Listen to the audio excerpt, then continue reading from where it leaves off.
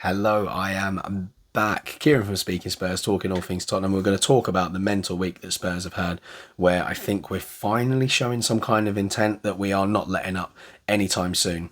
Obviously, things could change in the new year when we've got players away on international duty, which could be for a prolonged period of time, depending on how well their respective nations do within the competition. But we've got obviously a transfer window coming up where we're going to have to make some big decisions.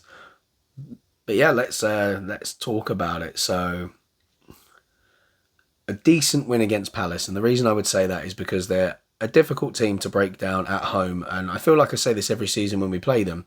Roy Hodgson, obviously a very good manager in the way he sets up his teams to be hard to beat. Not many teams get chances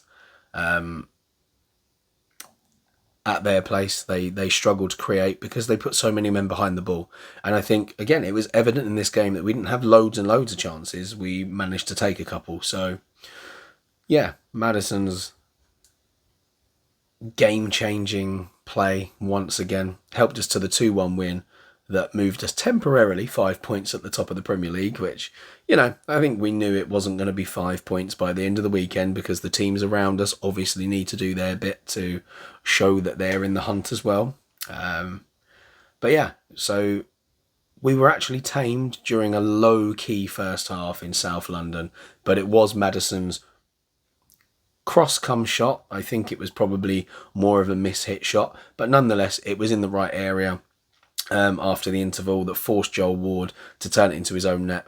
Feel sorry for Joel Ward in that one. Had to get something on it and unfortunately took it into the back of the net. But, you keep peppering, pressuring, getting into key areas, and these low crosses and low shots are something I've spoken about before. Postecoglou likes to work on in training, and this is the reason why. Things can take a deflection and go anywhere. But look, James Maddison himself, he showed brilliant footwork after that moment in the box before feeding Brennan Johnson, who pulled the ball back for the in-form Sonny to add the second, and that became his 8th of the season. Maddison may not have actually achieved an official goal involvement, but that would have made him the first player to register a goal or assist in each of their first 6 Premier League away games for a club. But, his influence is plain to see for all. He's been a revelation since he came in. Some people come into clubs and they can't take the next step up. James Maddison is not one of them. He's been brilliant for us. There was late drama when Jordan Ayew set up a frantic finish with a super strike 4 minutes into injury time, and Mateus Franca lashed wide with virtually the last kick of the game. But we came through for the victory, which obviously means Ange Postecoglou secured a record of 26 points from his first 10 games as a Premier League manager, which is absolutely ridiculous. And we were so used to someone like Harry Kane breaking records all the time. I don't think any of us thought, including the Spurs players themselves, thought Ange was going to come in and be breaking records himself. He obviously got himself Manager of the Month for the first 2 months of the Premier League season, and the Player of the Month awards have gone to James Maddison and then Sonny. So it's been a complete clean sweep from Spurs in Player and Manager of the Month awards. I wonder if it can continue. But look, our nearest competitors, Arsenal, obviously did a bit of damage with the old goal difference at home to Sheffield United on Saturday. It is what it is. They're hanging in there, but I think that pressure ultimately is going to be good for us, especially with a boss like Ange. I think under Antonio or Jose, we might have crumbled a little bit under this pressure, but this is the least Spursy Spurs I've seen in a long, long time.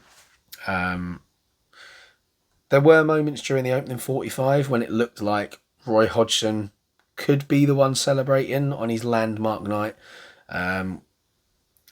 It was his 500th game as a manager in English football. It's mad. Like, I've always liked Roy Hodgson. I don't think he's a particularly expansive manager. He keeps teams fairly tidy, and you got to respect that every time we go there we struggle. But after that result, Palace actually stay 11th, which is actually as close to the relegation zone as the top four in terms of points. But they're likely to. Well, that's where they were at the point, but they're obviously likely to fall after the rest of the performances. So let's talk about how we found the way to win. So we've had a pretty free scoring season, but we were restricted throughout the first half. Palace wanted to deliver a response after their 4-0 hammering at Newcastle the weekend before. They were mean in defence. They actually created the more threatening early moments themselves. But that beautiful man between the sticks, Mr. Venom Vicario himself, was tested twice in quick succession early on as Ayew and Edouard hit the target. Our best moment in the first period actually fell to Maddison on 17 minutes, but he lashed wildly over the bar from Richarlison's knockdown, which I have to say was a great bit of work. The cross came in from wide to the left-hand side. It was quite deep, was close to going out of play, and I thought not only did Richarlison do well to get there, but the actual knockback to Maddison was great, and he just lashed it in. I don't know why. But yeah, the Brazilian also sent a tame low drive wide soon after, and then there was a 20-minute wait for another shot. That's how good Palace were, because we still had lots of moments on the ball, but we were really struggling to find a way through. And yeah, a blocked one from Palace's Edouard after a corner. So far from thrilling, but the job was done for the home side at the break. No goals. Second half started in a pretty similar fashion as well. Palace again looking the more likely. Edouard inches away from connecting with Jeffrey Schlupp's cutback, but Ward's own goal was pretty much a hammer blow from them. Turned to face his net, his instinctive decision to stick out a leg towards Maddison's fast-moving cross-come shot was only going to end in one way. We see it so often, but they've got to do what they've got to do, because if he doesn't go for that ball and then someone comes in behind him and puts it in, he then gets a bit of a rollicking from not just the Palace coaching staff, but probably the fans as well. Mark Guay headed a corner wide after Edouard's shot was deflected over as Palace searched for an immediate response, but we were nudging up the gears, getting moving, getting more involved in the game. We turned on the style when Maddison's slick play in the box allowed Johnson to tee up Sonny for a simple finish. Could have got worse for the hosts had VAR sin a handball shout against Nathaniel Klein. When Johnson nodded the ball against his arm, and with Christian Romero and Mickey van der Ven commanding at the centre of the Spurs defence, there seemed a little prospect of a turnaround. And these two, they've just come on so well together. I mean, after Mickey van der Ven's nervy start in his first game, I just think he's been absolutely solid ever since, and it's really helped Romero. He's not committing as many fouls, and he doesn't need to, because he's got a partner next to him that he can rely on. And yeah, because of it, Postecoglou was actually able to send on Rodrigo Bentancur. Lolo is back, after his long-awaited return from an 8-month ACL injury. And it feels mad to think that he's been out for 8 months. He was so important last season for us, and I think had he not got injured, we could have had a much better season. But actually, he's coming in at a good time. He'll be able to build up his minutes perfectly in time for when we lose some players to the African Cup of Nations, and I think there's an Asian tournament as well. So we could be losing, or we will be losing, let's say, Sonny, Bazuma and Sarr. So we're going to miss our two midfield starters. So Bentancur needs to be up to speed, so he's back in that midfield. And I'm assuming that he will partner Pierre-Emile Højbjerg. Like last season, them two pretty much had it with Skippy coming in as the man when one of them goes off. But I'm assuming we will probably be looking to bring in some midfielders in January, probably on loan as cover. Although there's been some links with a few players that I will talk about in another video. But yeah, let's get back to the game. I used brilliant strike across Vicario, eventually given after a long VAR check for handball as he controlled it, transformed the mood. Um, Quite a controversial one, considering the handballs we've had given and not given against us already this season and last season. It's very strange. They were talking about it, and I think that his arm helped him. It definitely helped him. But it is what it is. It didn't change the result in the end.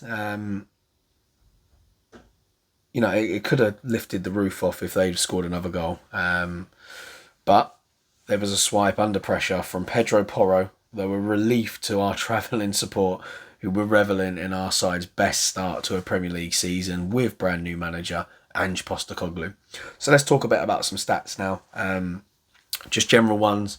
Possession, we had 75.7% possession, which actually tells you just how good Crystal Palace were in the way they were set up, because we had all that possession, but we failed to put the ball in the back of the net more than twice. So they were very good in that sense. They only with 24.3% possession kept us out.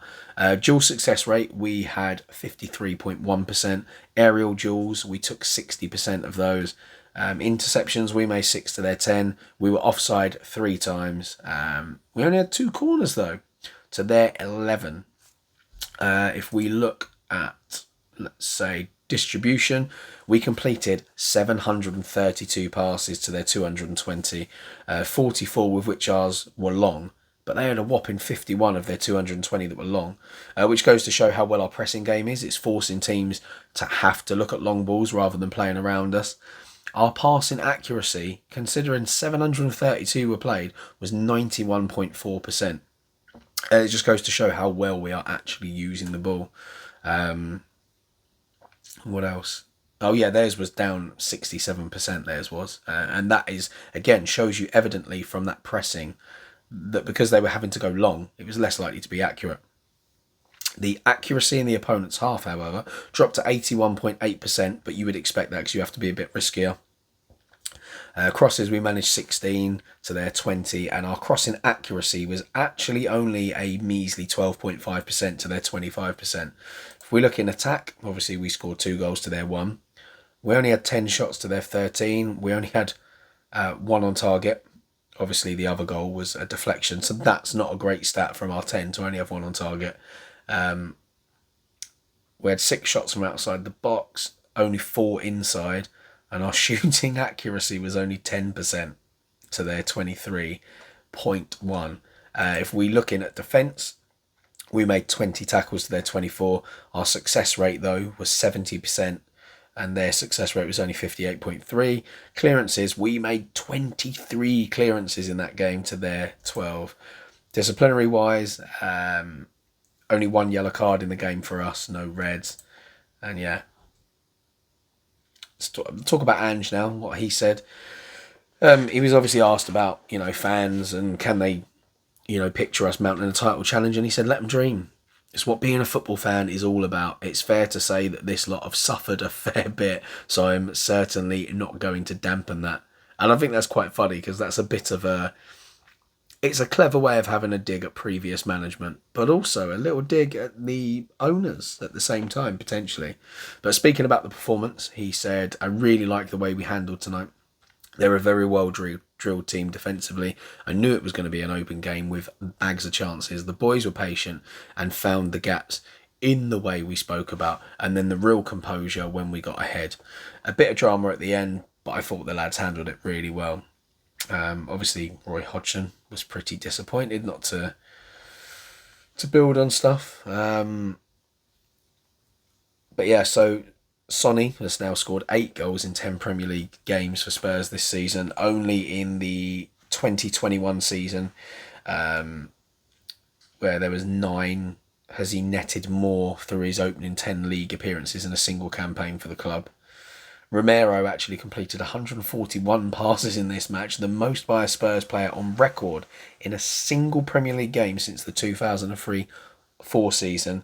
Pap Matassar, 21 years old and 43 days, become the youngest player to appear in each of Spurs' 10 first games of the season, of a Premier League season, since Dele Alli in the 2016-2017 season at the age of 20 years and 201 days old. So what have we got up next? We have we got a little bit of a tough run coming up. So we've got Chelsea, and we will be back on Sky Sports Monday Night Football. So that is at home to Chelsea, November the 6th. Kickoff is 8 p.m. And then we travel to Wolves in a lunchtime fixture on November the 11th, and that is a 12:30 kickoff. Crystal Palace head to Burnley, and then Everton. So a little bit of an easier couple of games for them. You'd think they'd probably pick up some points from them. However, Chelsea are not the best at the moment. They're developing. You can see they're growing. However, in terms of goals, they haven't really got the striker they need just yet. So we might be in luck that we're playing them this side of January. But if we go back to our actual starting lineup for the game, so Vicario was in goal. Porro maintained his right-back position with Romero and Van de Ven with their amazing partnership continuing. Ben Davies actually started out on the left for us. Bazuma and Sarr kept their places, with Kulusevski, Maddison, Richarlison and Son keeping their places in the squad as well. So I think the surprise one for everyone was that Ben Davies got the nod over Emerson Royale. And obviously, Ben Davies is naturally left-sided. A lot of managers have utilised him in the left-back position. But considering the way our full-backs play, I was shocked not to see Emerson Royale come in. But he was used. The subs that were actually used on the day: Emerson Royale, Brennan Johnson, Højbjerg, Brian Hill and Bentancur were all used. But yeah, I'm actually happy as well, because Ben Davies obviously does need minutes. He can't just sit on the bench for the whole season. And I do feel like we use a fair amount of substitutions, but I feel like he tends to use his defensive substitution to bring Emerson Royale on in games, give Kulusevski a break and push Pedro Porro further up. Which, look, I don't mind, but, in this game, obviously, we couldn't use Udogie because of the injury he picked up in the game before, but I think it was more precautionary to keep him out of the squad. But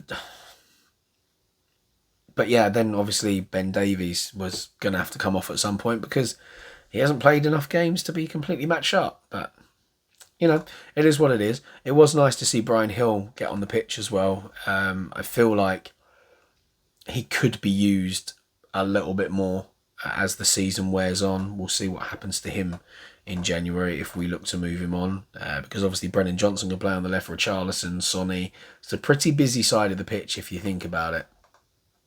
So yeah, it's just nice looking at the table, isn't it? Seeing us so high up there, top of the league. I couldn't have imagined this at the beginning, even now. So we're only 2 points clear now after what had gone on. So you look at it, and 10 games, 22 goals for, 9 against, plus 13 goal difference, 26 points in the bag. Arsenal sitting in second. They've got their goal difference is 2 better than ours after banging 5 goals in, but they're on 24 points. Man City are on 24 points with a plus 15 goal difference as well. Liverpool in 4th. They're on 23 points. So it's only one game that needs to go wrong for them to jump back in there. Aston Villa continue their impressive form.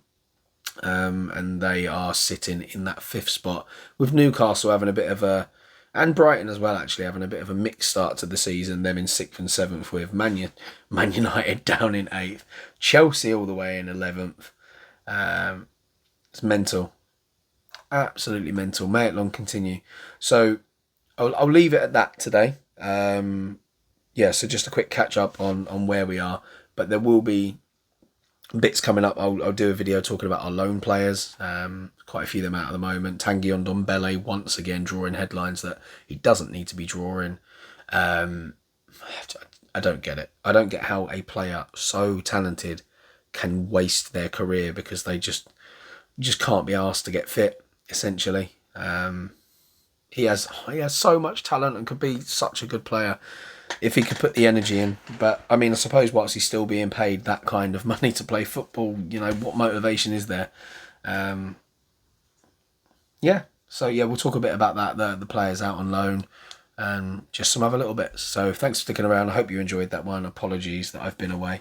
And I hope to get a new phone soon. I know I was talking about the battery on this one overheating and being rubbish, so I'm waiting for the Black Friday sale so I can buy myself a new device to record on. So yeah, until then, I have been Kieran from Speaking Spurs. Don't forget to subscribe, like and comment, and until next time, come on you Spurs.